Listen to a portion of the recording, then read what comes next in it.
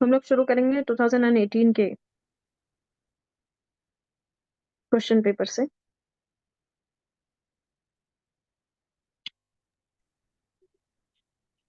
Trying to share the screen, एक minute दीजिए। क्या आप देख पा रहे हैं स्क्रीन? जी स्क्रीन विजिबल है आप लोगों को? जी मैम। जी मैम, जैसे ऑलराइट, आप लोग बोलेंगे तो मुझे पता चलेगा। ये हमने लिया है 2018 जून का पेपर। क्वेश्चन 1 से शुरू करते हैं। बिस्मिल्लाहिर्रहमानिर्रहीम। यंजुरु तौफीक अल हकीम अलद्दीन अला अन्नहु सिलतुल इंसानी बी।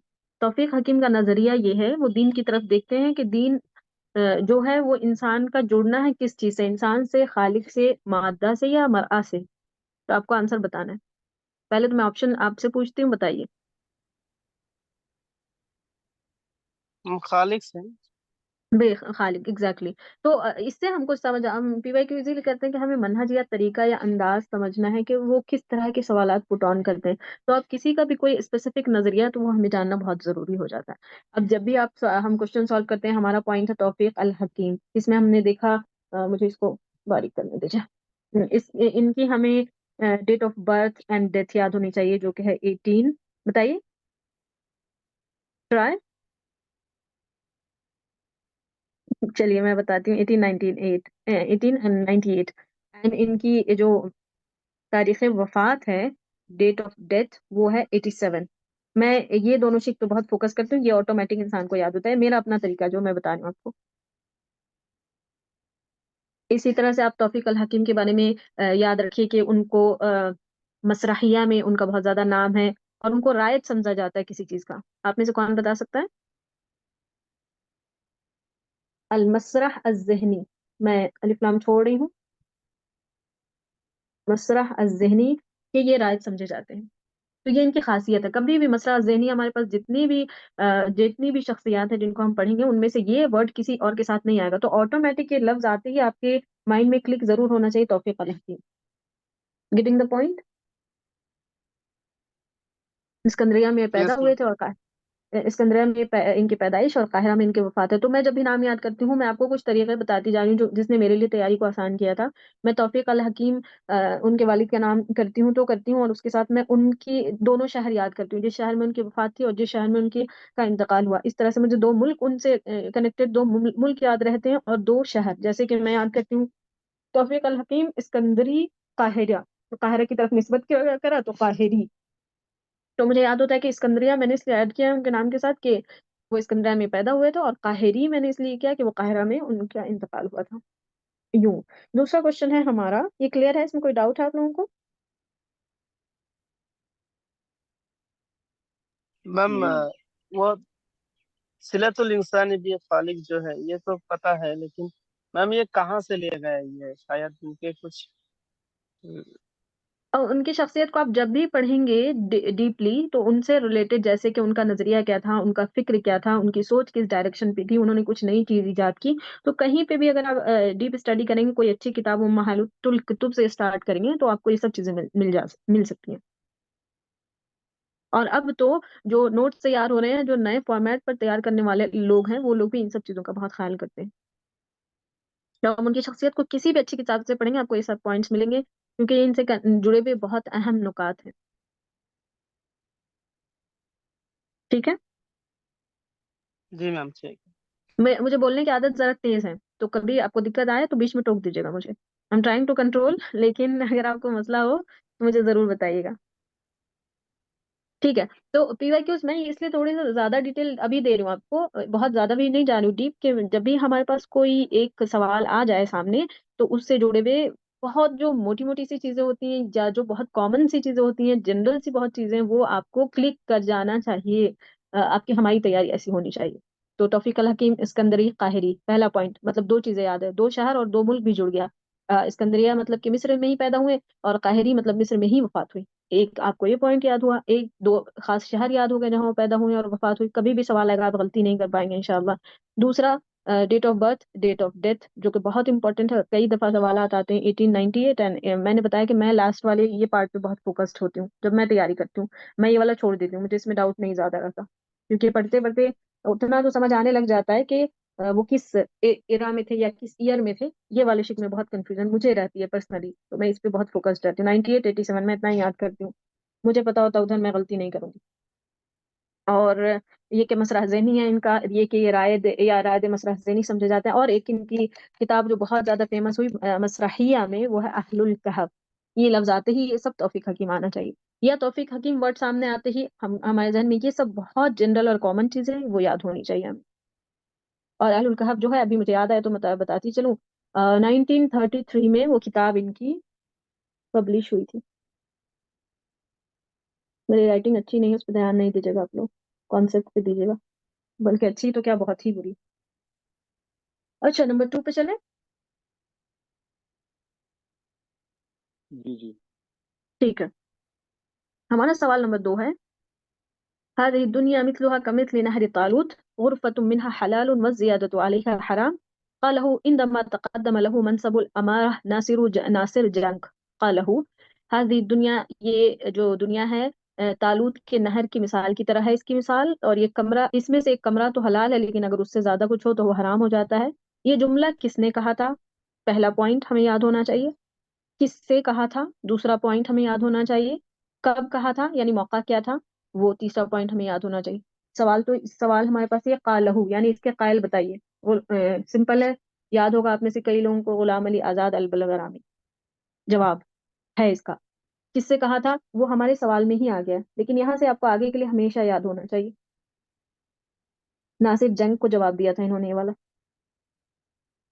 तीसरा पॉइंट कब कहा था वो भी अब इस वक्त तो हमारे सवाल में ही मौजूद है। इन दमा तकद्दम लहू मनसबुल अमारा।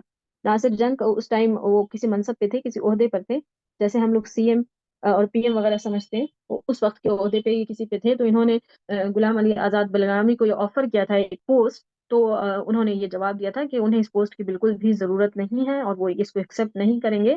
उन्होंने रद्द किया था इस ऑफर को ये जुमला बोलते हुए, हाजिर दुनिया मिसला, यानी इसमें से एक मुनासिब मकदार तो जायज है जितनी जरूरत है, अगर जरूरत से ज्यादा आप ले लो तो वो हराम हो जाता है, इसलिए उनको ये नहीं चाहिए।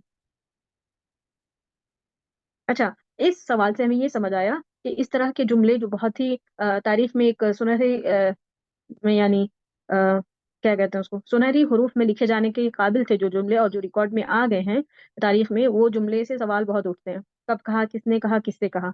तो कभी भी ऐसे सवाल आते हैं किसी को पढ़ते हुए तो उसको फोकस करना है, हमने समझा पीवाई की उसको सॉल्व करते हुए। आगे बहुत सभी आएंगी मिसालें, मेरा ख्याल है इस सवाल के लिए इतना काफी है।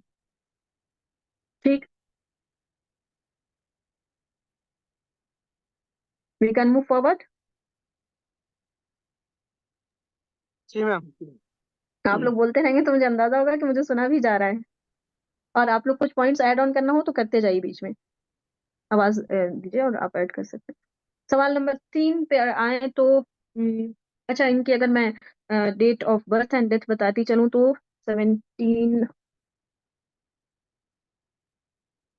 पैदाइश और 86 है इनकी वफात। अब मुझे बताइए 1703 में किसकी पैदाइश है? बहुत करीब तरह है और बहुत क्विक रिकॉल हो जाता है, जहन को अगर पढ़ा हुआ है तो याद आ जाएगा आपको। बताइए जरा, 1703 में किसकी पैदाइश है? शाह वलीउल्लाह मुहद्दिस अद-दहलवी रहमहुल्लाह। जी जी। जी, ये शाह साहब की पैदाइश है। क्योंकि करीब तरह तो ये कनेक्शन जब भी बनाते हैं दिमागी उनको चीजों ऑफर को। क्या उनके वफात इस 63 वक्त है मुझे क्या याद नहीं। 70? दोबारा बोलिए। मैम वो शाहुल दहलवी रहमतुल्लाह अलैह की वो 1763 है क्या वफात? 1723 तो नहीं हो सकती, 3 में तो वो 63 पैदा। 63 वफात। 63, वफात 60, मैम। नहीं नहीं, जी। 63, हाँ बिल्कुल आपने सही बोला, 63 है, और वो उनको 62 साल की, बिल्कुल सही, एग्जैक्टली। मुझे भी ये याद है इस वक्त। तो इस तरह जब भी करीब का की कोई डेट हो ना, बहुत ज्यादा मैच हो रही हो, तो फौरन रिकॉल किया करें। जैसे ये 1898 भी एक बहुत अहम डेट है, लेकिन तफसील की वजह से मैंने अवॉइड किया है। इसमें बहुत सारे लोगों का वो आता है, लेकिन तफसील में मैं बहुत ज्यादा नहीं जाना चाहती, इसलिए जरा मैं ब्रीफ ले रही हूँ। ऑल राइट, गुड पॉइंट, शुक्रन। नंबर 3 है हमारा रत्तिब अल उदबा, ये असल में उदबा है, मिस्टेक मतलब बाई मिस्टेक आया है। रत्तिब अल उदबा अल मज़कूरीन अदनाहु हस्ब तवारीख मिलादिहिम, जो फॉलोइंग राइटर्स हैं उनको आप उनकी तारीख पैदाइश के हिसाब से तरतीब दीजिए। और इन्होंने एक नोट ऐड किया क्वेश्चन के नीचे। नोट बहुत अहम होता है जब हम सवाल सॉल्व करते हैं, चाहे एग्जाम हॉल में हो या ऐसे भी हम सॉल्व करें। तो इकरा अशुफ्रा मिनल यमीन, ये हमको राइट साइड से पढ़ना है या लेफ्ट साइड से। जब बिल यमीन कहें तो हम इधर से शुरू करते हैं, और जब वहां पे बिल यसार लिखा हो तो हम इधर से शुरू करते हैं। ये बहुत अहम नुक्ता जो याद रखें, इसमें बहुत से लोग गलती करते हैं। इस बार पीएचडी के एग्जाम में ये एक बहुत कंट्रोवर्शियल मसला था, जब हम सॉल्व करके आए हैं, हमने डिस्कशंस किए हैं, तो एक सवाल में शायद ये पॉइंट नहीं था लिखा हुआ, तो हम लोग बहुत कंफ्यूज थे उस पर। तो ये समझना और याद रखना बहुत जरूरी होता है। चले, इसके लिए हमें जरूरी है कि हमें याद रहे डेट ऑफ बर्थ सबकी। तो तैमूर है ना 1894। आप में से कोई बताना चाहे तो बताइए। जिब्रान, बताइए। हनीस, याद है कुछ आपको? 83, जो इस इनकी लिस्ट में जितने लोग आते हैं उसमें सबसे पहले हैं। तौफीक 98 है। एन अक्काद 89 है क्या? Exactly, literary right. ये वाली डेट एक्चुअली इससे जुड़े हुए बहुत से लोग आते हैं। तो अब हमारे पास पहले हमें डेट ऑफ बर्थ और डेथ याद होगी, तभी कभी भी ऐसे जो तरतीब वाला सवाल है हम कर सकते हैं। हमें सबसे पहले देखना 83 यानी 1 जाएंगे ये, ठीक है। 89 यानी 2 जाएंगे ये। फिर हम 90s में निकले तो 94 आ गई ये 3, और फिर 98 में ये है तो ये हो जाएंगे 4। अब हमने तरतीब मिनल यमीन इन्होंने कहा था यानी फ्रॉम राइट, तो हम राइट से शुरू करते हैं। हमारा सबसे पहला है नंबर 2, ये है, और 2 एक ही में है। अब अगर आप टाइम बचाना चाहते हैं तो आइडिया ये होता है कि आप एक ही अब ना यहाँ पे 2 है, ना यहाँ पे, ना यहाँ पे, ऑटोमेटिक कैंसिल हो जाएगा सवाल। लेकिन आप क्रॉस चेक के लिए एक बार चाहें तो देख लें, वक्त बचाना चाहते हैं तो बस इसको टिक करें और निकले, क्योंकि 2 एक ही में पहले नंबर पर है, और हमारे पास आंसर है कि फर्स्ट 2 जो है वो नंबर 1 पे है। तो इस तरह से पहले सबसे पहले है जबरान, फिर अक्काद, और फिर तैमूर, और लास्ट में है Tawfiq Hakim. Is it clear? Yes ma'am, clear. नहीं, आप समझ रहे हैं? जी जी। कोई प्रॉब्लम हो तो बता दीजिएगा। नो। Okay, number 4। सवाल नंबर 4 देखें तो इंदमा अक़बल जमील बिन मुअम्मर यख्तुब हुसैना रद्दहु रद्दहु अहलुहा खाइबन फहजाहुम फस्तअद्दु अलैहि मरवान इब्न अल-हकम फतवअदहु अल-वाली वअहदर दमहु फज़हब इला अल-यमन थुम्मा इला अश-शाम। जब जमील बिन मुअम्मर ने वो पैगाम, शादी का निकाह का पैगाम दिया था बुसैना, जो कि उसकी महबूबा थी, उसको, तो बुसैना के जो अहले खाना थे उन्होंने उसकी इस प्रपोजल को रद्द कर दिया था, रिजेक्ट किया था। तो उसको गुस्सा आया जमील बिन मुअम्मर को, और उसने, ये एक उमवी शायर है, सबसे पहला पॉइंट, एक उमवी शायर है। तो जमील बिन मुअम्मर को इस रिजेक्शन पे बहुत शदीद गुस्सा आया, और उसने उनकी हिज्र की शायरी में, जो कि उस जमाने में बहुत हुआ करता था, इस बात पे मरवान बिन हकम, जो कि उस टाइम वाली थे, उनके पास शिकायत पहुंच गई कि ये पूरे खानदान की हिज्र करने लगे हैं और बदतमीजी का मुजाहरा कर रहे हैं, अपनी शायरी में ये खानदान के बारे में बुराइयां करने लगे हैं। तो मरवान बिन हकम ने तवाअदा, या तवाअदु का मतलब होता है वो धमकी देना। तो मरवान बिन हकम ने इनको धमकी दी, जो कि वाली थे उस टाइम के। तहद्ददा असल में इसका मतलब है, और उनके खून को माफ कर दिया, यानी बोल दिया था इनका कत्ल कोई भी अगर इनको मार दे जमील बिन मुअम्मर को, तो उसको कोई सजा नहीं दी जाएगी। तब जब उनका खून माफ हो गया, तो जाहिर सी बात है लोग पीछे पड़ जाते हैं ऐसे लोगों के। ये यमन की तरफ भागे, वहां से फिर ये शाम चले गए। शाम से फिर ये सवाल ये है कि ये यहाँ से कहाँ गए थे और क्या हुआ था। तो अब हमें देखना है, बगदाद है इसो माता, ये बगदाद गए जहाँ इनका इंतकाल हुआ, ये मिस्र गए जहाँ इनका इंतकाल हुआ, ये बहरैन गए जहाँ इनका इंतकाल हुआ, ये मोसिल गए जहाँ इनका इंतकाल हुआ। तो इसका जवाब है असल में ये मिस्र चले गए थे जहाँ इनका इंतकाल हो गया था। ये एक उमवी शायर हैं, और गजल उजरी में बहुत मारूफ है। गजल उजरी मतलब जिसमें ये फहश कलामी नहीं करते, अच्छे अल्फाज में अपनी महबूबा का जिक्र करते हैं। कभी कभी इन्होंने हिज्र भी किया, लेकिन ये असल मशहूर है गजल उजरी में। ये कबीला उजर से थे। क्लियर है? जी yes ma'am, ma'am. Clear.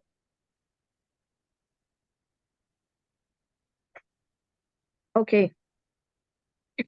Move forward. तो हमारे पास है सवाल नंबर 5। वलिद खलील मतरान ले अब लबनानी व खलील मतरान जो है वो पैदा हुए थे एक लिबनानी वालिद के तरफ से, यानी उनके वालिद लिबनानी थे, और उनकी माँ क्या थी हमको ये बताना है। इराकिया थी, सूरिया थी, फलस्तीनिया थी, या मिस्रिया थी, यानी उनकी माँ किस मुल्क से थी, बताइए। आप लोग से पूछती हूँ मैं जवाब।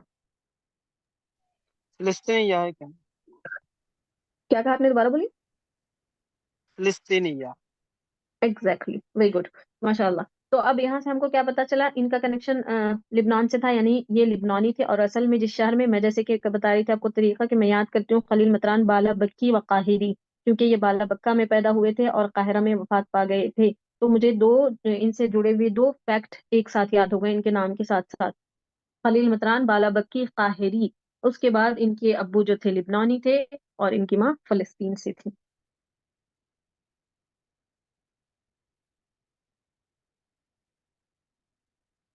ऑल राइट, हम आगे बढ़े तो मैं बहुत तफसीलात से अवॉइड करूँ, क्योंकि आगे क्वेश्चंस कनेक्टेड आएंगे तो हम उसमें भी तफसीलात देखते जा रहे हैं। इसमें कोई और पॉइंट आप लोगों ने ऐड करना है तो बताइए। अब आपको ये पॉइंट समझ आया कि वालदैन के बारे में जब सवाल आते हैं तो बहुत सारी दफा ये क्वेश्चन बहुत पुट ऑन किया है इन लोगों ने, कि वालिद कहाँ से थे और वालदा कहाँ से थी।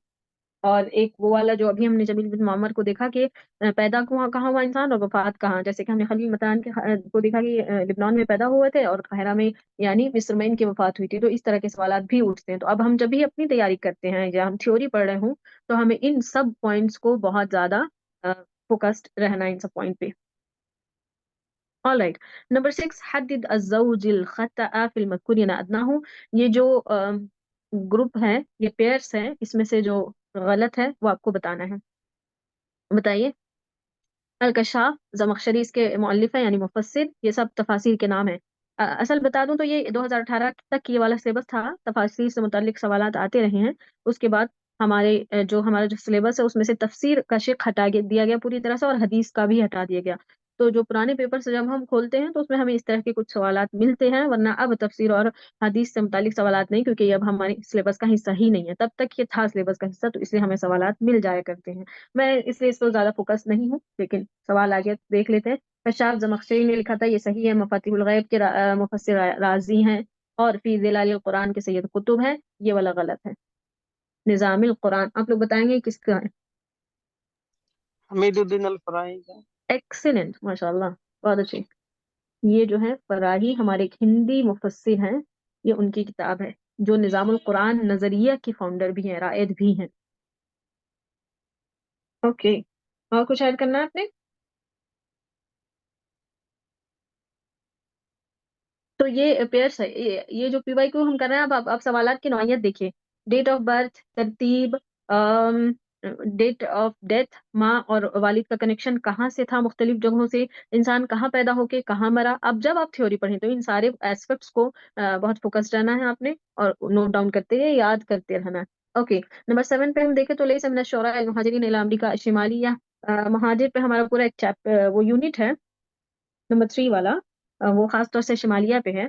लेकिन हमारे पास सवाल दोनों तरफ से आते हैं। हमारे जो उदबा हैं सिलेबस में, सॉरी, जो हमारे उदबा हैं और शोरा भी सिलेबस में, उनमें से कुछ लोगों ने हिजरत किया था। तो हिजरत का जो हमारा सिलेबस है वो दो हिस्सों में बांट दिया गया है, क्योंकि कुछ लोग अमेरिका शिमालिया चले गए थे और कुछ लोग अमेरिका अल जुनूबिया चले गए थे। ये सवाल हमारा शिमालिया से मुताल्लिक है। मसलन इन्होंने पूछा है, मैं दो तरफ लिख रही हूँ। इन्होंने कहा है कि शिमालिया वाले में से कौन नहीं है। ये सब पॉइंट्स वर्ड्स का बहुत कॉन्शियस रहना पड़ता है एग्जाम में, यही सब हम कभी कभी मिस कर जाते हैं। लईसा मतलब नहीं है। तो ये जो रशीद अयूब है, इन्होंने ये शिमालिया गए थे। नसीब भी शिमालिया गए थे, और अबू माजी भी शिमालिया गए थे। ये जो इलियास फरहात है, ये इसका आंसर है, क्योंकि ये अमेरिका अल जुनूबिया गए थे। कुछ लोगों ने शिमाल की तरफ हिजरत किया, कुछ लोगों ने जुनूब की तरफ किया। शिमाल वाले तीन तो आपके सामने हैं। मेन जो थे लीडर जिनको समझा गया वो जिब्रान थे। और बताइए, मसीह हद्दाद थे, नुदरा हद्दाद थे, ये सब शिमालिया गए हैं। नुदरा थे, और विलियम थे, इलियास अताउल्ला थे, और थे वदी बामूद भी थे इसमें। जुनूबिया की बात करें तो एक तो हमने देख लिया फरहाद, इसमें जो मेन लीडर बने थे उसबा अलमदुलूसिया के वो थे मिशाल मालूफ, फौजी मालूफ, मैं आधा नाम लिख लूं। उसके बाद अक्लुल जर, शुक्लुल्लाह जर, रशीद खोरी भी थे इसमें। ये सब जुनूबिया की तरफ गए थे। ये हमें कब याद होता है मैं आपको बताती हूँ। इसमें जो है राब्ता कलमिया के फाउंडर्स और उसके मेंबरान हैं ये सारे, शिमालिया में राब्ता कलमिया और उंदुलुसिया, उसबा अल उंदुलुसिया जो है वो है जुनूबिया में। तो इससे जुड़े हुए सारे लोग ये हो जाते हैं। और शिमालिया में कलमिया जो हमारा इत्तेजाहात वाला यूनिट है उससे है ये। समझ रहे हैं आप लोग? जी मैम। ये सब एक बार में नहीं याद होता, ना मुझे हुआ है ना किसी को भी नहीं हो सकता, कोई दावा भी करे तो वो गलत है। जब हम बार बार पढ़ते हैं, बार बार रिवीजन करते हैं, बार बार सॉल्व करते हैं क्वेश्चंस, तो ये चीजें आपके ध्यान में आती जाएंगी। ओके, अगला क्वेश्चन अगर हम देखें तो फिर से वही सीक्वेंस है, आपको तरतीब देनी है। डेट ऑफ पब्लिश, ये किताबें कब छपी है इस हिसाब से। अब आपको कितने नॉलेज मिलती है सवालात से, देखिए। नजीब महफूज की हैं ये सारी किताबें, पहला नुक्ता ये मिला। दूसरा ये मिलेगा कि उसकी तबात अभी जब हम सॉल्व करेंगे तो किसकी किस सन में हुई है। और चौथा, अगर हमें तरतीब देना हुआ तो हम तीन ऑप्शन सही। फिर से इन्होंने नोट इस पे ऐड किया है कि आपको राइट साइड से शुरू करना है। अब इसके लिए हमें बुक्स की डेट याद होनी चाहिए। अब जब आप तैयारी थ्योरी करेंगे तो आपने इस बात का ख्याल रखना है कि आप किसी भी राइटर की बहुत सी मशहूर तरीन किताबों के डेट्स याद होने चाहिए। बल्कि अब तो वो गैर मशहूर से भी उठा रहे हैं, बहुत डेप्थ पॉसिबल ही नहीं है याद रखना। मसलन 250-250 किताबें कुछ राइटर्स की हैं, कुछ की 300 हैं, कुछ की उससे भी ऊपर गई हुई हैं। सब नहीं पॉसिबल हो पाता। लेकिन इंपॉर्टेंट के सारी डेट्स हमें याद होनी चाहिए। एंड जो जरा कम एवरेज वाले लेवल पे जाती हैं उनके भी होने चाहिए। अब वो सवालात ऐसे भी ले रहे हैं। तो इसके लिए हम डेट चेक करते हैं। सबसे पहले बताइए, दुनिया अल्लाह 1962 की है, यानी पब्लिश डेट है इसकी। सन है, ईयर में मतलब है। फजरुल काजिब इसलिए है क्योंकि ये 8 है। बताइए किसको याद है? शमसुल जुनून, ये 38 है। मैं 38 है क्या? 38? फिर से बोलिए प्लीज। जी मैम, वही 38 कहा था मैंने, अच्छा कंसल्ट अच्छा, में। ठीक है। अच्छा, ये एक बहुत अहम पॉइंट आपकी जवाब पे मुझे याद आया कि कभी भी डेट को दूसरे से सुन के उसी तरह फॉलो ना कीजिए। मुझे इंग्लिश में डेट्स जरा आसानी से याद होती हैं, कुछ डेट्स मुझे उर्दू में भी याद होती हैं, जैसे आपने 38 कहा। अगर आपको उर्दू वाले फॉर्मेट पे आसानी से आपका दिमाग कैच कर रहा है तो कोशिश कीजिए कि उससे स्टिक रहें। बिल्कुल कोशिश ना करें कि दूसरे इंग्लिश में याद करें तो हम भी कर लें। अगर आपका दिमाग बहुत आसानी से इंग्लिश वाले फॉर्मेट को कैच करता है तो इंग्लिश में रखिए डेट्स को। और अगर आपका दिमाग हिंदी या उर्दू वाले फॉर्मेट को बहुत आसानी से लेता है तो फिर कोशिश कीजिए उर्दू या हिंदी वाले। मैं दोनों मिक्स चलती हूँ, कभी कभी इंग्लिश पे जाती हूँ, कभी उर्दू में। मुझे पता होता है ये वाली डेट मुझे इंग्लिश में याद अच्छे से होती है तो मैं वो ले लेती हूँ। लेकिन आपको अपने दिमाग का स्ट्रक्चर और उसके जो लर्निंग का प्रोसेस है कैसा है, किस तरह से वो चीज़ों को आसानी से लेता है, वो जरूर समझ आना चाहिए। इतनी मुश्किल एग्जाम्स की तैयारी के लिए तो बहुत जरूरी है। ऑल राइट, हमें डेट्स देखा हमने, 62, 88, 38 और 84। यानी 62, 82, क्योंकि सबका 19 है तो अब मैं 19 माइनस करती हूँ। आप दिमाग को जितना ओवरलोड ना करें, कम करें उसका लोड, आपके लिए बहुत अच्छा होता है। आपका दिमाग उतना ही ज्यादा चीजों को मेमोराइज करता है और अच्छी तरह से सेव करता है। तो 90 सब में इक्वल है तो जरूरत ही क्या है, 90 को फिर छोड़िए। अब आप यहाँ से चले 62, 88, 38, 84। सबसे पहले 38 यानी नंबर 1, 62 यानी नंबर 2, 84 यानी नंबर 3 और 88 यानी नंबर 4। तो हमें लेना है नंबर 3। नंबर 3 इससे शुरू हो रहा है क्योंकि इन्होंने कहा राइट से आपको पढ़ना है, हमने राइट से देखा तो 3 एक ही में है। अब हमें कोई जरूरत नहीं तफसीलात में जाने के लिए। आप एक बार क्रॉस चेक के लिए देखिए, वरना वो वक्त का ज़िया ही होता है। 100% श्योरिटी है, ना इसके पास 3 है, ना इसके पास, ना इसके पास। तो हमें कोई जरूरत नहीं उसमें वक्त जाया करने की। मैं एक मतलब हद तक सॉल्व करने के बाद अब कॉन्फिडेंट होती हूँ। पहले मुझे भी बहुत डाउट होता था कि नहीं 3 देख लिया फिर भी एक बार देखूं। बट जब आप बार बार सॉल्व करेंगे तो आपको समझ आ जाएगा कि उसकी जरूरत कतई नहीं होती। हमने जो सीक्वेंस वहां तय किया था वो यही है। हम जो फोन 1 पे आया, 3, फिर 1, हाँ नंबर 1 आया 2 पे, फिर 4, 3 एंड 2। ये सीक्वेंस आप 2-3 बार चेक करने के बाद छोड़ दिया करें। हर बात तफसील में जाने की जरूरत नहीं। अगर पहला पॉइंट मैच कर गया हम सवाल सॉल्व करके निकल जाएंगे आगे। ऑल राइट, अगले क्वेश्चन पे आते हैं तो वो है नंबर 9, नंबर 9 यानी 9वां क्वेश्चन। हाजरा इलिया अबू माजी इला अल विलायात अल मुत्तहिदा फी सना। इसमें इन्होंने पूछा है कि इलिया अबू माजी ने अमेरिका की जानिब हिजरत की थी, किस सन में उन्होंने हिजरत किया, ये बताना है आपने। ट्राई करेंगे आप लोग? यहाँ उन्नीस से सौ ये सवाल बारह समझ, एग्जैक्टली, वेरी गुड, माशाल्लाह। 1912 में इन्होंने हिजरत की थी। अब इससे आप जब आप इस तरह के सवाल जब भी सामने आए तो दूसरों को भी रिकॉल करें। मसलन जिब्रान ने किया था 95 में, अभी 1895 है पहली दफा, बाद में और जुड़ती जाएंगी इनसी डेट्स। नसीब ने किया था, मैं आधा लिख रही हूँ नाम, उरैदा या अरीदा कहते हैं इनको, 1905 में। अगर आप देखें इस लिस्ट में तो नुआइमा मिखाइल, यानी कि मिखाइल ने किया था, ट्राई कीजिए।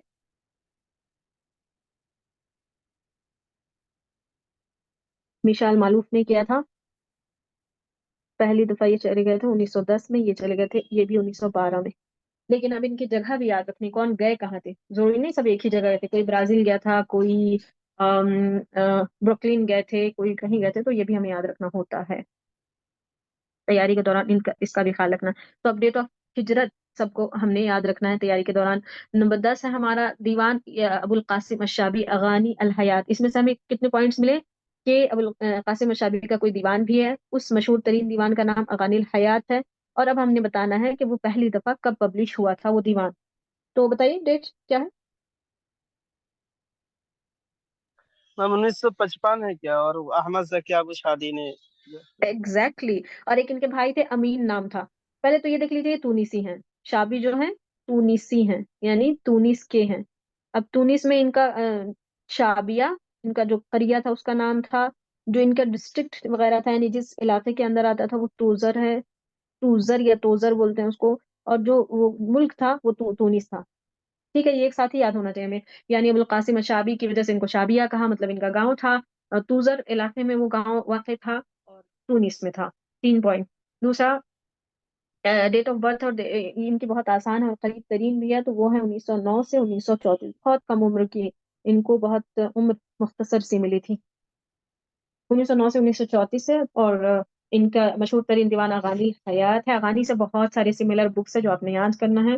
55 में तब छपा था। अब सवाल इसलिए इन्होंने उठाया, देखिए क्योंकि ये जरा यूनिक सी बात है, क्योंकि इंतकाल तो इनका 34 में हो गया, अब कई सालों के बाद इनका जो दीवान है, मशहूर तरीन दीवान है, वो छपा था 55 में। और इन्होंने बताया था अभी किसी ने आप में से, इनके एक भाई थे जिनका नाम था, नहीं हाँ भाई अमीन नाम था उन्होंने, और अहमद अब्दुल जकी अबू शादी जो को अबोलो के फाउंडर हैं, उन्होंने, और बड़े ही शायर हैं आला दर्जे के, अहमद जकी शादी, उन्होंने, मैं बहुत मुख्तसर नोट्स की आदी हूँ अपने नोट्स के लिए भी, और इसीलिए मुझे आदत है बहुत, मैं चीज़ों को स्किप करती हूँ जो गैर जरूरी है। अब आपको अगर अबू शादी से शादी याद है तो अबू की जरूरत नहीं है।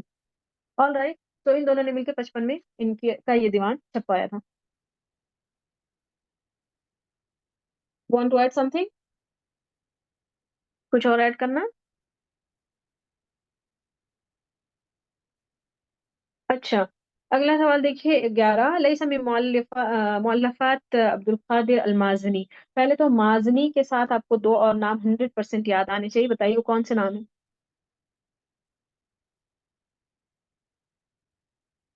इतना टाइम नहीं लगना चाहिए। वो है अक्काद, और वो है शुक्री, अब्दुल रहमान शुक्री। और इसके साथ क्योंकि इन तीनों ने मिलकर एक मैम वो बनाई, देवान वाला। हाँ बिल्कुल सही, दीवान वाले हैं ओ ये तीनों। ठीक है। ठीक है, ये दीवान इन्होंने एक तंजीम की तरह बनाया था और उसका नाम रखा था दीवान। और इन तीनों ने मिलकर फाउंड किया था, ये तीनों ही उसके फाउंडर हैं, अब्दुल कादिर माजनी, अक्काद और शुक्री। इत्तेहाजात का एक यूनिट है हमारे पास, यूनिट नंबर 8, उसमें इसकी तफसील आपको मिलेगी जब आप तैयारी करेंगे तो। उसमें से इन तीनों ने मिलकर बनाया था। अब देखिए, इससे हमें क्या समझ आया कि हम जब ये इंस्टीट्यूट्स को और तंजीमों को हम जब पढ़ेंगे, अदबी तंजीमों को, तो हमें इसके फाउंडर्स और उसकी मजीद डिटेल्स भी जाननी है। तो अगर हम माजनी को देखें, ये 1889 में पैदा हो गए थे और 49 में इनकी वफात हुई थी। 8949, 89 एंड 49, तो आप यहाँ याद रखिए, अब ये यहाँ ऑटोमेटिक 19 हो जाएगा। अंडरस्टूड है।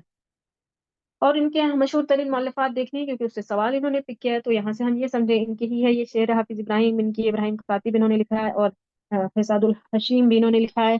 इनकी एक बहुत और मशहूर किताब है खुयूतुल अनकबूत भी है, ये वाली इनकी नहीं है, ये किसी और की है। बताइए किसकी है। अली बिन हमजा अल किसाई, ये इससे हमारे सिलेबस से कनेक्टेड बिल्कुल भी नहीं, इन्होंने आउट ऑफ द सिलेबस एक ऐड कर दिया ऑप्शन। ये अली हमजा किसाई एक नाम है, राइटर है, मौलिफ, जिन्होंने ये किताब लिखी।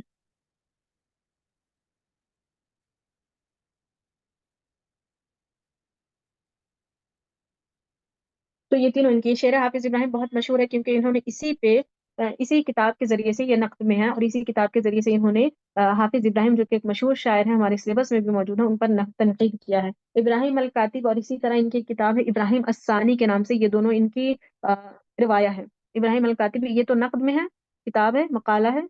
ये भी मजमुआ मकालात है। ये और एक इब्राहिम अस्सानी, चलिए मैं लिख देती हूँ। इब्राहिम कातिब और इब्राहिम सानी, दो किताबें इन्होंने, ये दोनों नॉवेल है इनकी। क्योंकि किताब जब सवाल आता है तो वो ये भी पूछते हैं, मसलन कभी कभी वो सवाल दे देंगे, शेर हाफिज इब्राहिम दे देंगे और पूछेंगे कि बताइए ये किस फन की किताब है, किस्सा है, रिवाया है, मसरहिया है, मकाला है, शेर है, तो हमने वो भी बताना होता है, इसलिए मैंने ये पॉइंट आपको ऐड किया। ऑल राइट, क्लियर है? आगे चले। रिकॉर्डिंग हो रही है ना?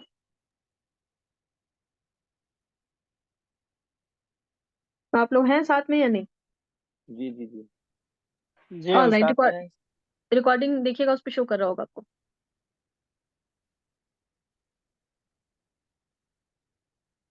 ओके, ठीक है। नंबर 12 में हम देखें तो वह हुआ बिदून रैबिन आलम मिन आलाम नसरिना अल हदीस। ये एक जुमला है, किसी ने कहा था कि बगैर किसी शक शुबहे के वो हमारे नसर हदीस के एक बहुत ही एक आला नाम है और एक पहचान है।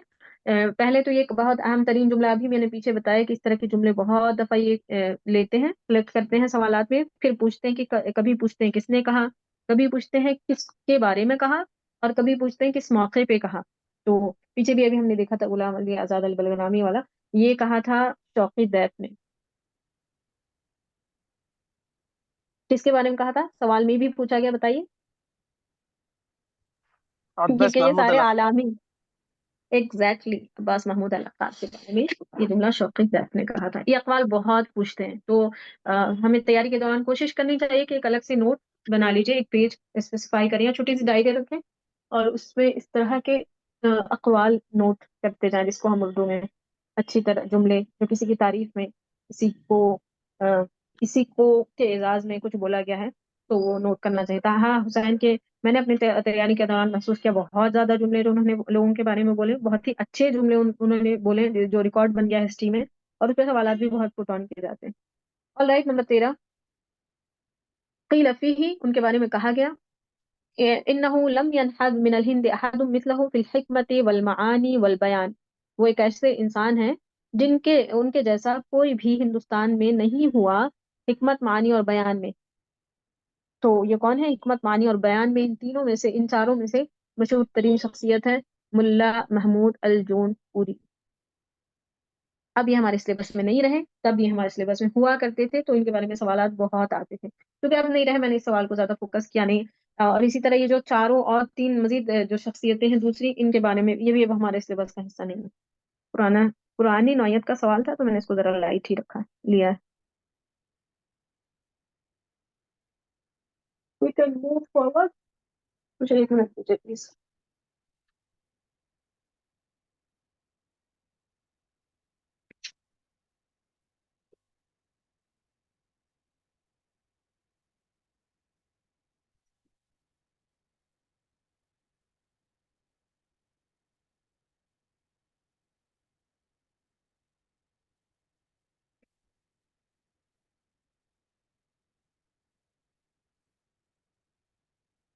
ऑल राइट, तैयारी के दौरान सबसे जरूरी चीज है, और पीवाई क्यू सॉल्व करने के दौरान आपके पास एक पीवाई क्यूज के नाम से छोटी सी डायरी, छोटा सा नोट पैड या कुछ ऐसा होना चाहिए जिससे आप चीजें, सिमिलर चीजें लिखते रहिए। ये सब आपको बहुत, आपके लिए मुआविन होगा। हाँ, और उससे भी पहला पॉइंट कि सवाल पढ़ना आना चाहिए सही से, और अंडरस्टैंडिंग। हम सवाल ही नहीं समझेंगे तो सवाल सही कैसे करेंगे? इसके लिए लैंग्वेज पे किसी हद तक हमारी ग्रिप होना बहुत जरूरी है। तो लैंग्वेज में अगर कोई कमजोरी है तो कोशिश कीजिए उसको दूर कीजिए। ऑल राइट, नंबर 14, रत्तिब जमाई अल अहादीस अल मज़कूरीन अदनाहु हस्ब तवारीख वफ़ातिहिम। ये जो मुहद्दिसीन हैं, मज़कूरा मुहद्दिसीन को उनकी तारीख पैदाइश के हिसाब से तरतीब दीजिए, यानी कौन सबसे पहले पैदा हुए, कौन उसके बाद, और कौन उसके बाद। इक़रा शुफ़रा मिनल यमीन, फिर से इन्होंने नोट लगाया है कि आपको राइट साइड से ही लेना है इसको। इसके लिए हमें सबकी डेट ऑफ सॉरी तारीख वफात ही में इन्होंने कहा है, उनकी डेट ऑफ डेथ के हिसाब से हमें सीक्वेंस देना है, तो उन सब की डेट ऑफ डेथ हमें याद होनी चाहिए। तो जब डेथ रिकॉल करते हैं तो डेट ऑफ बर्थ भी रिकॉल होगी। इब्ने माजा जो है वो 209 से 273 है, 209 से 273। बुखारी रहमतुल्लाह अलैह जो कि सबसे बड़े हैं वो है 94, यानी 194 से 256, if I am not wrong, 56 ही होंगे। तिरमिजी भी है, इमाम तिरमिजी रहमतुल्लाह अलैह भी हैं 9। ये और इब्न माजा दोनों का सिमिलर है डेट ऑफ बर्थ, और इनकी वफात है 79, 0979। और है इमाम नसई 15 से 3, यानी 215 से 303। तो अब हमने देखना है तवारीख वफातिहिम, इसको बहुत फोकस करना है, ऐसा ना हो इसमें हम मिस्टेक कर जाएं। मैंने दोनों जिक्र किया क्योंकि जब हम सॉल्व करते हैं तो रिकॉल हो ही जाता है। तो वफात से शुरू कीजिए, तो 256 सबसे पहले। अब हम पहला ही चेक कर लेते हैं, नंबर 2 पे कोई है क्या, ये वाला, और ये ऑप्शन हमें यहाँ दिख गया। सवाल सॉल्व। आप चाहे तो देख लीजिए दोबारा, आगे मजीद चेक कर लीजिए, क्रॉस चेक। 56, 79, नहीं सॉरी 73 नंबर 1, नंबर 2 पे आ गए, 79, 3 और 3034। सो हमारा आंसर है 2। ओके, फिर है हम आगे चलते हैं तो सवाल नंबर 15। هو أبو الوليد أحمد بن عبد الله بن أحمد بن غالب المخزومي، خاتمة شعراء بني مخزوم، وهو حسن النظم، أشهر قصائده النونية التي كتب بها إلى ولادة بنت المستكفي من هو। अब देखिए सवाल से कितनी सारी चीजें मिलेंगी आपको। पहले तो पूरा नाम मिल गया किसी भी शख्स का, अभी हम आगे देखेंगे वो कौन है। दूसरा कि वो कबीला मखजूम से है। तीसरा कि वो खातम शुरा बनी मखजूम है, यानी बनु मखजूम के आखिरी शायर हैं इस कबीले के। और उनका जो मशहूर तरीन चौथी जो नॉलेज है इससे हमें वो मिली कि उनका एक बहुत मशहूर तरीन कसीदा है जो कि अन्नूनिया के नाम से मशहूर है। पांचवा पॉइंट कि वो उन्होंने अन्नूनिया लिखा था वल्लादा बिन्तिल मुस्तकफी को की तरफ, यानी के लिए, जो कि उनकी महबूबा थी। ये जब हम तफसील पढ़ते हैं तो हमें पता चलता है इब्ने जैदून है। और ये सब उनदुलुस के शोरा में से, ये उनदुलुस के शोरा में से एक है। इनका पूरा नाम अबुल वलीद अहमद बिन अब्दुल्ला। अहमद बिन अब्दुल्ला बहुत सारे लोगों का नाम है। आपको एक तो मिसाल में पूछती हूँ, देखने के लिए आप लोग कैसे। अहमद बिन अब्दुल्ला है, अहमद बिन मोहम्मद है, अहमद बिन याहिया है, अहमद बिन अब्दुल मलिक, इस तरह के नाम बहुत सिमिलर नाम है। बताइए तो एक दो। हमारे सिलेबस ही से सवाल उठाया मैंने ये। ट्राई करेंगे आप लोग? नहीं,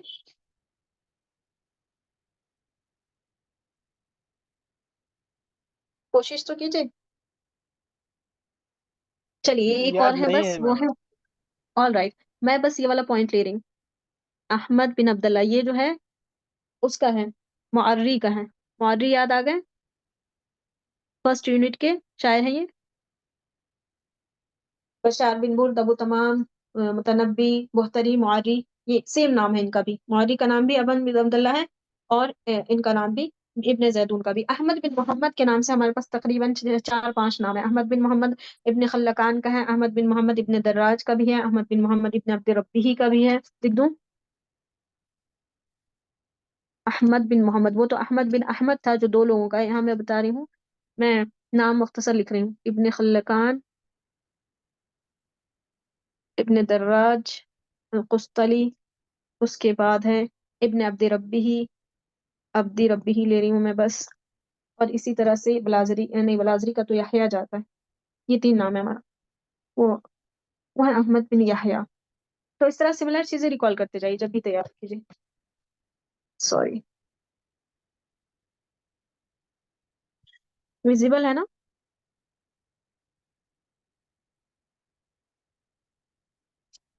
hello? No ma'am. No ma'am. Screen नहीं दिख रहे? स्क्रीन नहीं दिख रहे? जी नहीं। नहीं मैम। ओहो, क्या हो गया इसको? Let me check it.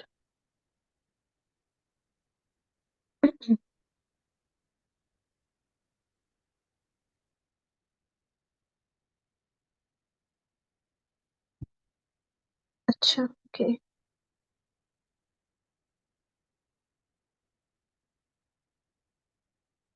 अभी देखिए, विजिबल है। जी जी। Yes ma'am. अल्हम्दुलिल्लाह। अल्हम्दुलिल्लाह। अच्छा, ऐसे मैं लिख रही हूँ तो आप लोग को नहीं लग रहा है कि ये बहुत वो गुंजलक हो रहा है? ये समझ आ रहा जी मैम, समझ तो आ रहा है वो। है? बोलिए और।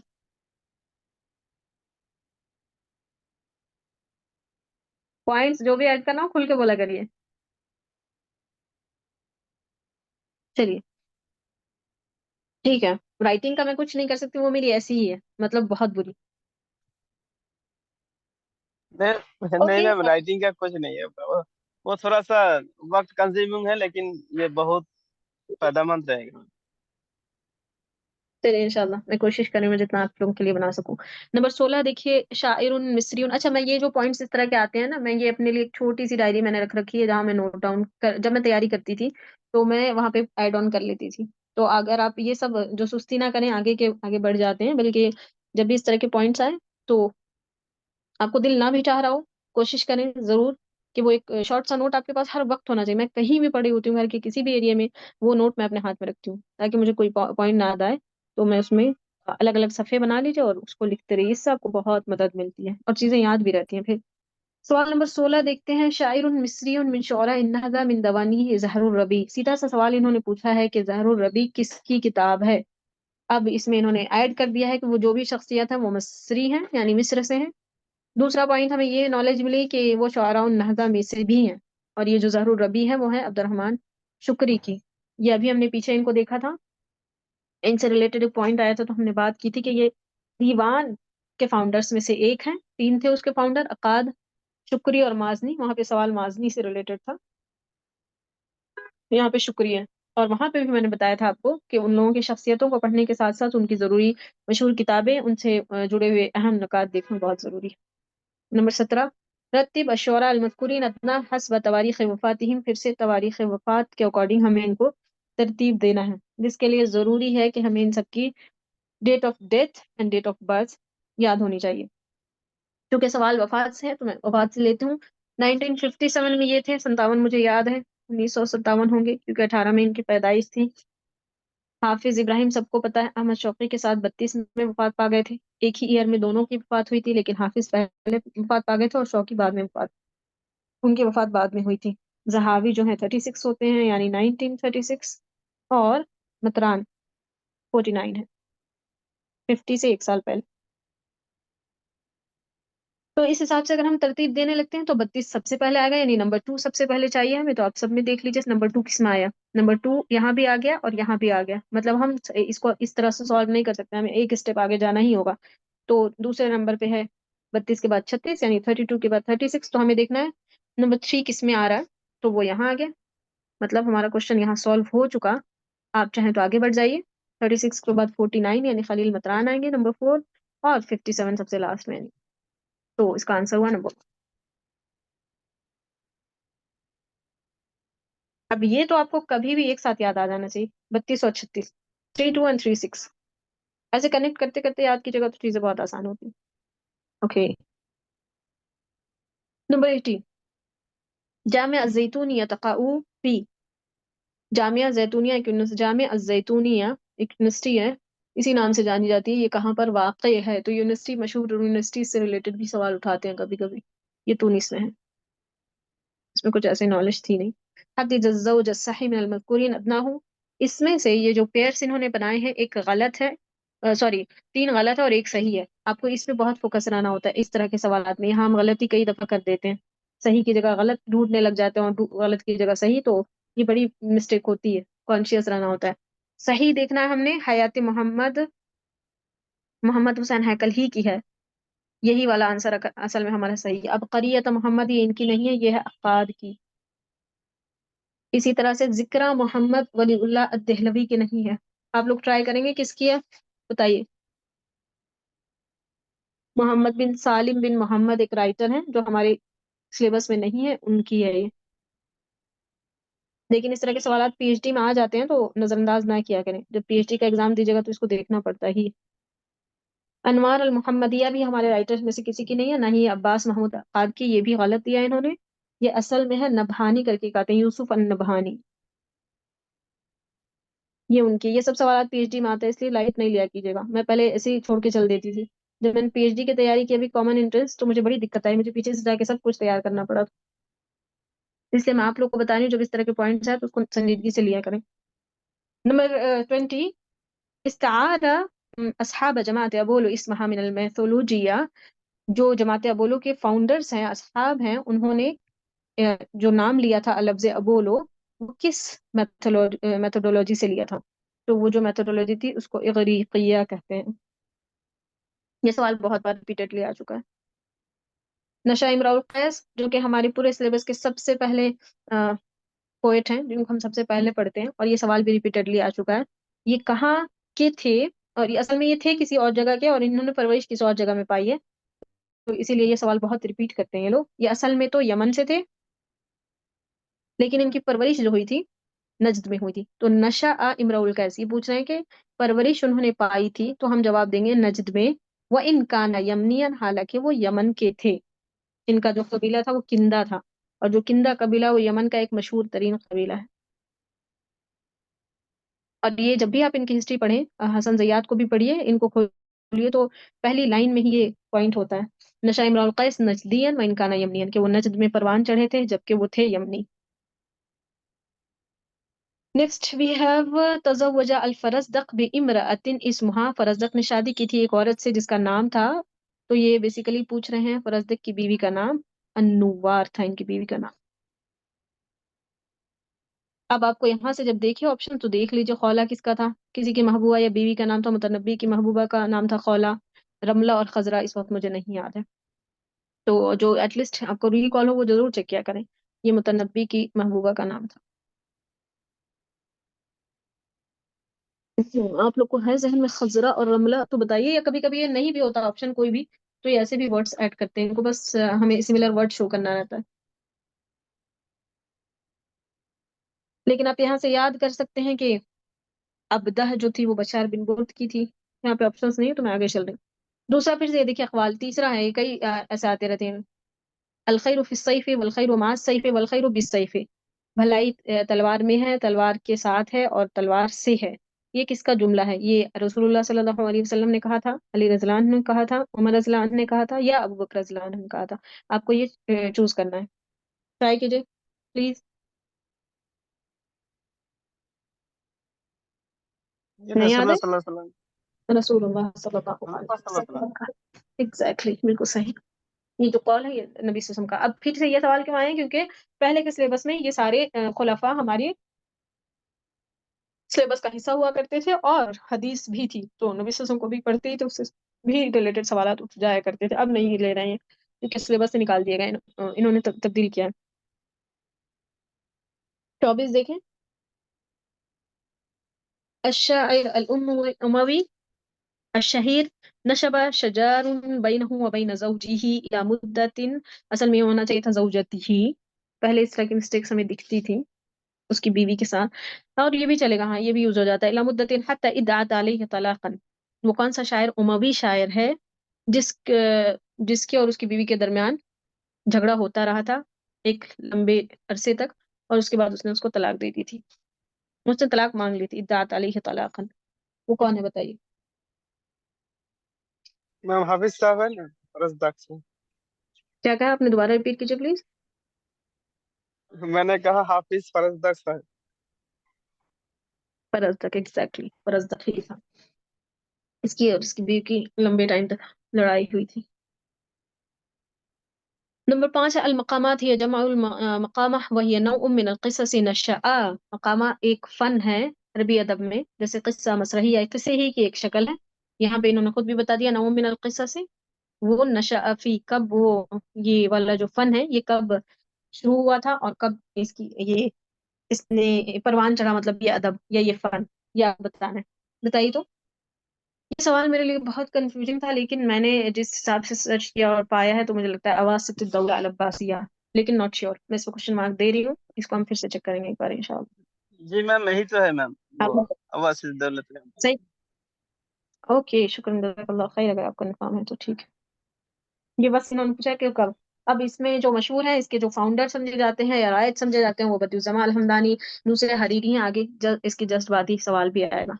26 पे देखिए, तलब यजीद बिन मुआविया शाइरन लिहिजाई आदअहु वक़ाल लहू लका ज़िम्मतुन अमीरुल मुमिनीन व ज़िम्मती। ये देखिए, यहाँ से फिर से कौल एक उठा लिया गया। अब ये जरूरी नहीं अगली दफा ऐसे ये सिर्फ कौल दे दे के पूछेंगे किसने कहा था, किससे कहा था। यहाँ पे तो उन्होंने सवाल पूछा है कि यजीद बिन मुआविया ने एक शायर से किसी अपने दुश्मनों के हिज्र करने का मुतालबा किया था, और उस वक्त उन्होंने ये जुमला भी कहा था, लका ज़िम्मतु अमीरुल मुमिनीन व ज़िम्मती।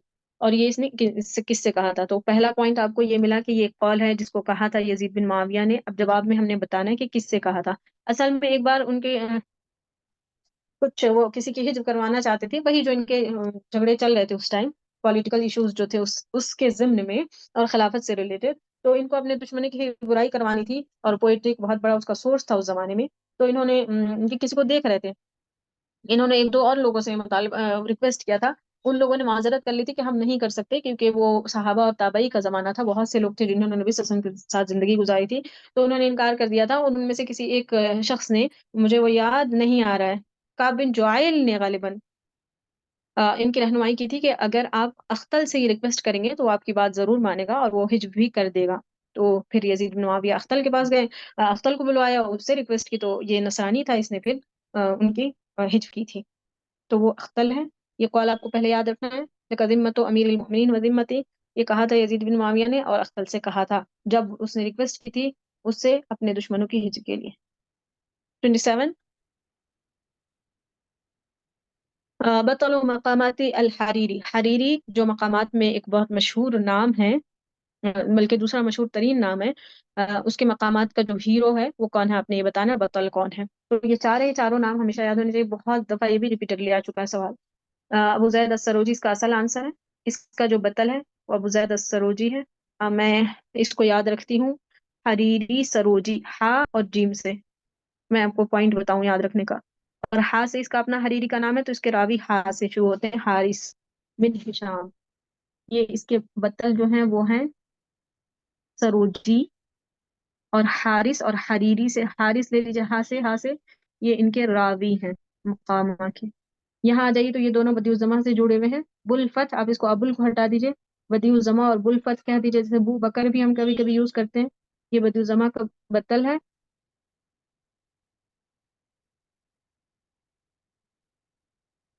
और ईसा बिन हशाम इनके इसकी मकामा का रावी है। बदिया में आइन आ रहा है और ईसा आइन से शुरू है, तो आप ऐसे याद कर सकते हैं। जब भी कनेक्शन बना के चीजों को महफूज कीजिएगा जहन में, तो याद करना बहुत जरूरी था। हमारे दिमाग का जो स्ट्रक्चर है वो सीधे सीधे किसी भी बात को याद नहीं कर सकता। मैं एक दफा आईएएस की कोचिंग से कुछ दिनों के लिए जुड़ी हुई थी, तो वहाँ एक मैम ने मुझे एक पॉइंट बताया था कि अगर आप प्लेन दीवार पे कोई चीज हैंग करना चाहें तो वो नहीं आप टांग सकते, आपको पहले उसमें कोई हुक लगाना होता है, तभी आप उस कोई और कपड़ा या कुछ भी हैंग करने के लिए। तो इसी तरह आपका दिमाग है, आपके दिमाग में जो पुरानी नॉलेज है उसको किसी भी तरह से रिलेट कीजिए। मसलन मैंने यहाँ से लिया कि आइन यहाँ भी आ रहा है, आइन यहाँ भी आ रहा है, हालांकि बहुत वो कोई ऐसा कनेक्शन नहीं है, लेकिन फिर भी एक पुरानी नॉलेज है मेरे दिमाग में, तो जब आप इसको इससे कनेक्ट करते हैं तो वो दिमाग बहुत आसानी से महफूज कर लेता है। जैसे मैंने यहाँ कहा कि हा, यहाँ से हरीरी से शुरू हो रहा है, हारिस से हा, ये शुरू हो रहा है, आप कनेक्ट कर दीजिए। जीम, हा और जीम बहुत क्लोज तरीन अल्फाबेट्स हैं, तो आप इसको यहाँ से ले लीजिए। कुछ और आप अपने दिमाग से भी बना सकते हैं। हमें पढ़ते हुए अपना दिमाग का, हमारा अपना एक स्ट्रक्चर होता है और काम करने का प्रोसेस सब दिमाग का अलग होता है। लेकिन आप अपने दिमाग के स्ट्रक्चर को और उसके काम करने के प्रोसेस को अगर समझ लेंगे, तो किसी भी काम को करना, जहनी काम को आपके लिए बहुत आसान हो जाएगा, और उसमें से तैयारी का अहम तरीन काम एग्जाम की तैयारी। All right. तो नेक्स्ट हमारा 28, 28, ضرب والد ابن المقفى للخيانة حتى حتى تقفعت يده ولقب بالمقفى من ضربه। खयानत की वजह से इब्नुल मुकफ्फा हमारे सेकंड यूनिट के राइटर्स में से एक हैं। तो उनके वालिद को पर खयानत का इल्जाम लगा था, और यहाँ तक कि उनका हाथ काट दिया गया था, और उसके बाद उनको लक़ब पड़ गया था मुकफ्फा। इसी वजह से जो हमारे सिलेबस में राइटर हैं वो है इब्नुल मुकफ्फा, यानी मुकफ्फा के बेटे। तो उनको किसने मारा था, सवाल हमारा ये है। इसमें कई नॉलेज हमें मिल गई। तो उनको मारा था हज्जाज बिन यूसुफ ने, और हाथ कटवा दिया था उसको। अगला सवाल है हमारा हद्दिद अज़्ज़ौज अल खता फिल मज़कूर अदनाहु। इसमें से आपको फिर से ये सही और खता वाला बहुत एक गलत इसमें पेयर है जो हमने निकालना है। अल-कशाफ तफसीर अदबी है या नहीं बताइए। मफातिहुल गैब तफसीर बिल राय है। जलालैन तफसीर बिल मासूर है। और फी दिलाल कुरान तफसीर फ़िक़ही है। ये तफसीर फ़िक़ही नहीं है। मैं फिर से बता रही हूँ कि ये पहले सिलेबस का हिस्सा था तफसीर हमारे, तो इस तरह के सवालात होते थे, अब नहीं है, तो सवालात भी नहीं।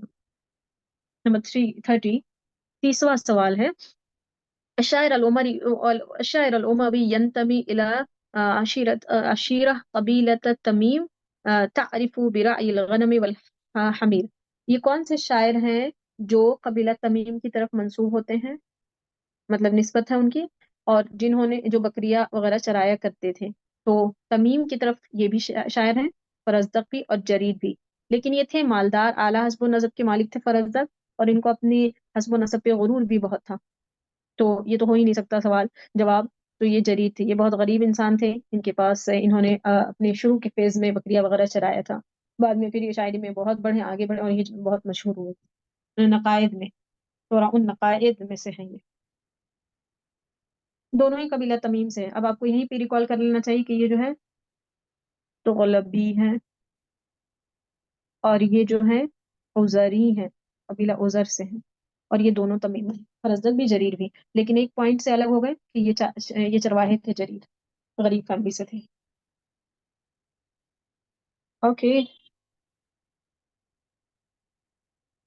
सवाल नंबर 31, बुदियत अल किताबा बी अब्दुल हमीद व खुतिमत बी।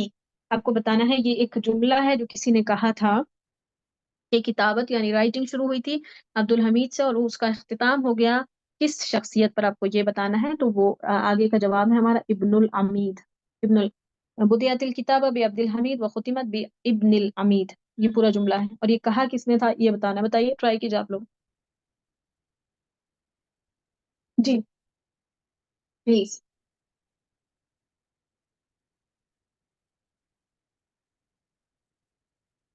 कोशिश कर लीजिए। आप लोग क्लास में हैं भी या नहीं? जी जी।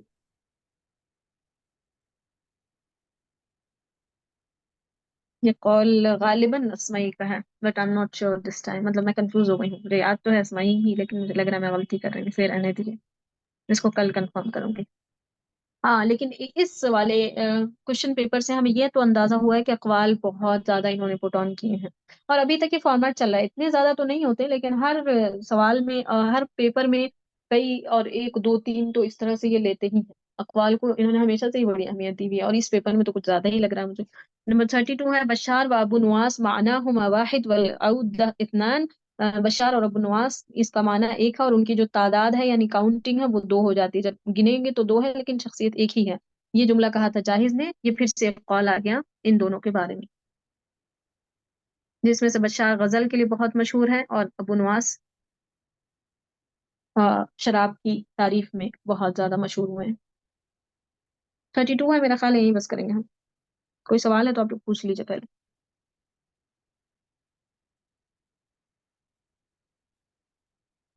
प्लीज,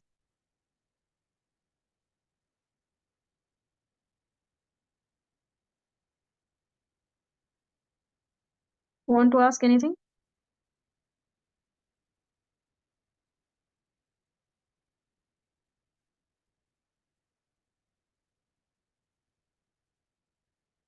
चलिए ठीक है, मिलते हैं कल। ये आज हमारी पहली क्लास थी, आप लोग कुछ लिख रहे हैं, तो जब मैं वो कर रही होती हूँ तो